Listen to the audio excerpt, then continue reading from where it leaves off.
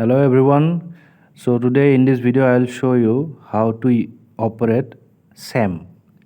scanning electron microscope,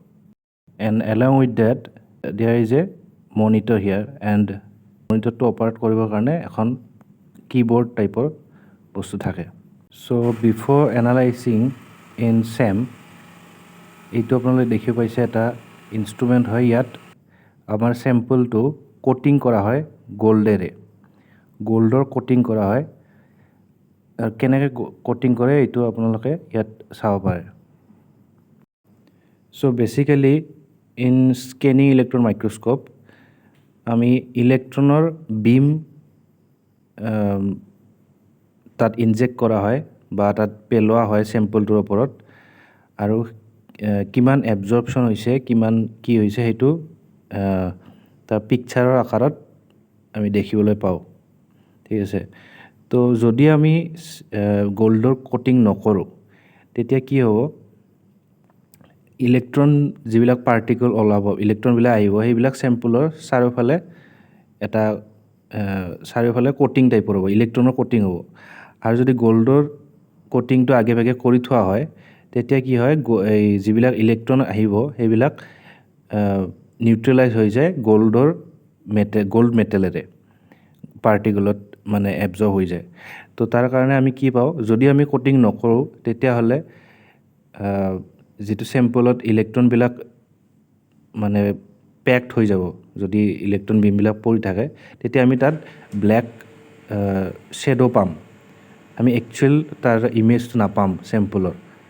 তো আপোনালোকে দেখিও পাইছে কেনেকৈ আমি স্যাম্পলটো সেমৰ ভিতৰত ৰাখিম আৰু ইয়াত যেটো প্লেট থাকিব সেই প্লেটত ম্যাক্সিমাম এইটো ইনস্ট্ৰুমেন্টত 7টা ভৰাব পাৰি স্যাম্পল একেলগে এনালাইসিস কৰিব পাৰি সো এইখন কিবোৰ্ড আৰু এইটো মাউসেৰে আমি অপাৰেট কৰিব পাৰো সেম ইনস্ট্ৰুমেন্টটো আৰু কোনটো স্যাম্পল এনালাইসিস কৰিম কোনটো পিছত কৰিম হেতু অপাৰেট কৰিব পাৰি তাৰ লগতে আমি তাৰ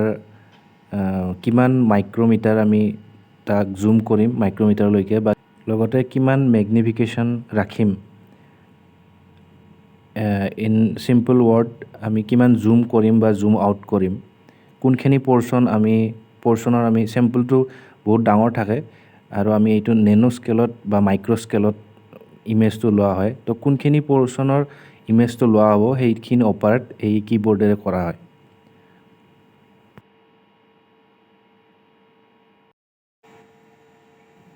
সো ফাইনালি মই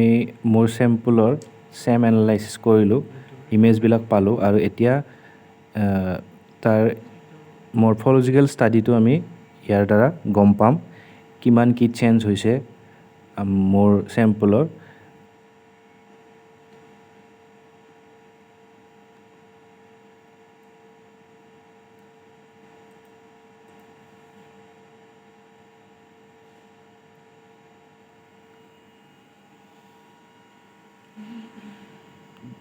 ধন্যবাদ আপোনালোকে ভিডিঅ চোৱাৰ কাৰণে আৰু